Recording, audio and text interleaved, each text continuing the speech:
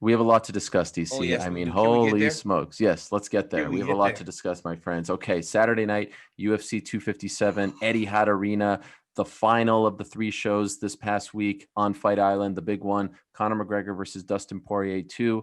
And we found out on Saturday that, Dustin Poirier says 25 minutes to make life fair. He only needed 7.5 because he exacted revenge. He wins via TKO, first TKO/KO loss of Conor McGregor's career. What a fight. What a moment. What a scene. There's so much to discuss here. Let me ask you this. First things first. You're going to set the stage? Please I'm set going the to set the stage. stage. Please set the stage. Fight starts very Mhm. early on. Takedown. Dustin Poirier. Chael Sonnen told me on Saturday on my radio show he needs takedowns early in order to set the tone, but that's not part of Dustin Poirier's arsenal. Conor gets up to his credit, but then clinch work, clinch work, clinch work.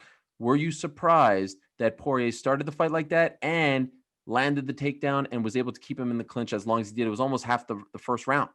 So I spoke to Dustin before we left, and Oh, takedowns was a part of what he was going to try to do. At least give him a different layer of mixed martial arts to think about. And takedown was nice. It wasn't traditional, right? Conor can defend traditional takedowns. Dustin went to a double leg, right? His head off to the right, double leg try. Usually you will drive that guy off to the left, right? You'll try to get an angle and drive to the left. But Conor now is well versed at stuff in the head, floating position. So instead, Dustin goes double leg, head on the opposite side, but with his left foot, he trips Conor. In a wrestling match, this will not work. But because of all the different things you got to worry about in the fight, the punches, the kicks, Conor was taking punches up top. That's what Dustin Poirier does. I'm not worried too much about the wrestling. Dustin tricked him. It was crazy. But once they got up and they were standing, I wasn't necessarily surprised because Dustin Poirier's bigger. And you could see it from the moment they were in the octagon. Conor got his weight down to make lightweight this time. His legs look big, but his upper body didn't look as big. And Dustin Poirier fills out overnight like not many lightweights in the world can. I'm told Dustin weighed around 177 Mm-hmm. on fight night. So they weighed in obviously at 155. He looked to be bigger. Conor got up. I thought he won the first round. I thought he Yes. landed the bigger shots. There were opportunities where it seemed like he may have even landed really clean shots that could have hurt Dustin Poirier. Poirier said he was taking pictures, as they say in the boxing world, where he was admiring his work. But I thought that was actually the turning point before we even get to the leg kicks. I thought Dustin Poirier, once he felt that power Bro, and was I able to said it on absorb, air. he was like, I'm good, Yeah, right? I said it Confidence on went up. air. I was like, the moment he felt one clean and he didn't fall down, he was like, wait a minute, I can take this. And there's a lot said about Conor's punching power, and it has proven to be very uh jarring. But that's two people now that have told me that. Habib told me on Fight Island. He goes, he hits hard. But he goes, nothing ever hit me, and I went, wow. He said that's why I was continuing to kind of press him the way that I did, because nothing made me go, oh my God, this guy hit so hard. And Dustin felt the power, but when he didn't go down, because remember, it only took one the first time. So once he took a clean shot right on the chin, you can almost see the confidence grow. And then we saw the calf kicks. And we've seen this in some big fights. Michael Chandler actually was a victim to calf kicks against Brent Primus, Henry Cejudo as well in Yeah. the past. And we've seen what it could do to the leg. It turns the leg almost dead. And then I was really interested in the fact that in between the first and second round, I don't know if you caught this, Conor didn't use the stool. And No, so I thought, okay, maybe the calf kicks aren't bothering him as much. He wants to stand. He's in good shape, all that stuff. But then come the second round, it was very clear early on that lead leg was in trouble. it Could was he have dead. done, or what should he have done differently in order to stop taking so much damage to that leg? So first off, you can't miss the check right hook of Dustin Poirier, right? In the first round, he landed like two of them.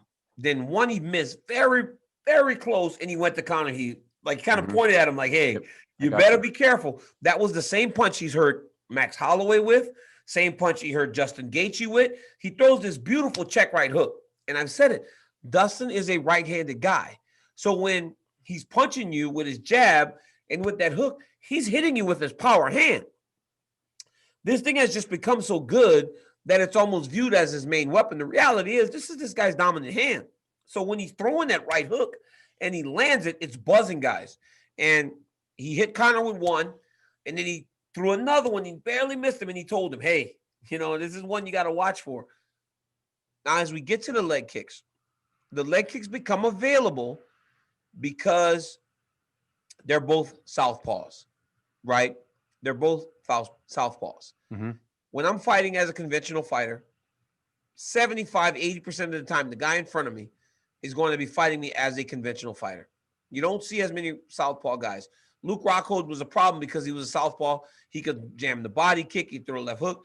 John Jones gave me a lot of problems because he was a southpaw. So he's constantly just kicking me in the body. It opened the window. But what that does eliminate is those outside leg kicks. That's why when Jones and I fought, he never threw outside kicks. It was always kicks inside or kicks to the body. You can't throw those kicks because you can't get your foot to wrap around the outside. But the moment you're split stance, conventional, southpaw, now you can throw outside kicks and you can throw leg kicks. Since this whole low leg kick thing started, Conor McGregor's been gone. He only fought Donald in that time. Back in 2016, when he was very active, people weren't throwing that as much. It's a thing that started, recently, and it's become more prevalent in mixed martial arts. And he never fights southpaws. So nobody's really throwing those kicks at him like that. And he just looked like he had never seen it and had never really dealt with it before. What he can try to do is check it. But the reality is, when you're checking him, unless you can get your shin turned completely into that kick, it's still going to hit you on the front to the outside of your shin, and it just deads it. It kills all the nerves in the outside of your leg. But look at Paul Felder, right? When Paul Felder fought Dan Hooker, he got kicked like that a lot, and it just damaged his leg. But he was able to get through it because it's something he's dealt with, being around the fight game, fighting consistently, and he has felt them in training and in the fights. And I just think that the time away where Conor didn't see this new technique really did hurt him. So I want to ask you about potentially switching stances. But before I ask you about that, I do want to bring something up and clear the air about something. Last week, I interviewed John Kavanagh, Conor's head coach. And in the midst of that interview, Kavanagh said something to the effect of, we trained a lot of orthodox for this fight. And obviously that's a big deal because Conor's not an orthodox fighter, but then that would make it, orthodox versus southpaw. Yes. And in that interview, he goes, oh, wait, cut that out. It was a pre-taped interview like we do now on Zoom. And I said, okay, fine. Afterwards, he was like, no, I was just messing around. Keep that in. DC, I got so much hate over the past few days. I couldn't believe that people actually believed it. It was clear. He was smiling when he said it. People say, you turned on Conor. You revealed the game plan. I can't believe you stabbed him in the back. Like, either I'm a shill or I'm the guy who wronged Conor McGregor. It was crazy the amount of hate that I got. But here's the thing. The thing is, okay, and I there's an interview up with John Kavanagh on YouTube right now where he clears the air that he was just messing around the whole time. But I did ask him, did you guys consider switching stances? Would that have alleviated some of the, obviously you're still putting pressure on the back leg now that you're switching. You talked to him since? I have talked to John Kavanagh this morning, and I'll tell you more about that conversation. And I asked him, maybe you guys should have gone orthodox at that point. Would that have even made a difference? He said the two main things he could have done was obviously check him better and, of course, move out of the way, right? Like continue to move out of the way. But switching stances, would that have helped him and making the lead leg now the left leg as opposed to the right leg? We were talking about that the other day, me and Paul Felder. I think it was the midweek fight. Somebody was getting beat up with low leg kicks. And we spoke about now how you switch the stance.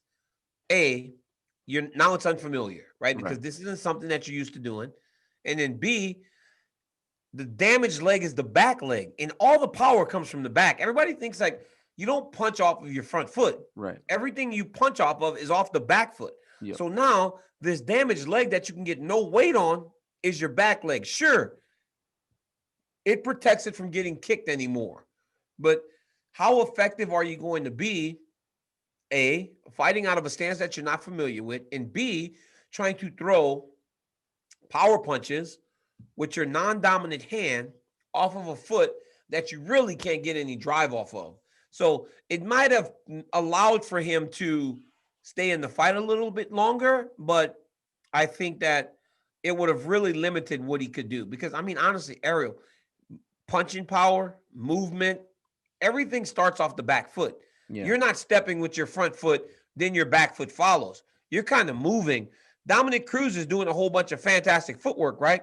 But a lot of that movement starts off the back. It's like everything's moving. All the angles, all the turning, all that other stuff starts off the back most times. So you push off backwards with your front foot.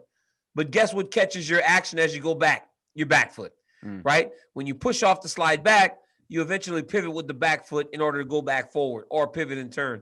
You do a lot on that back foot. So by switching stances, it still limits you.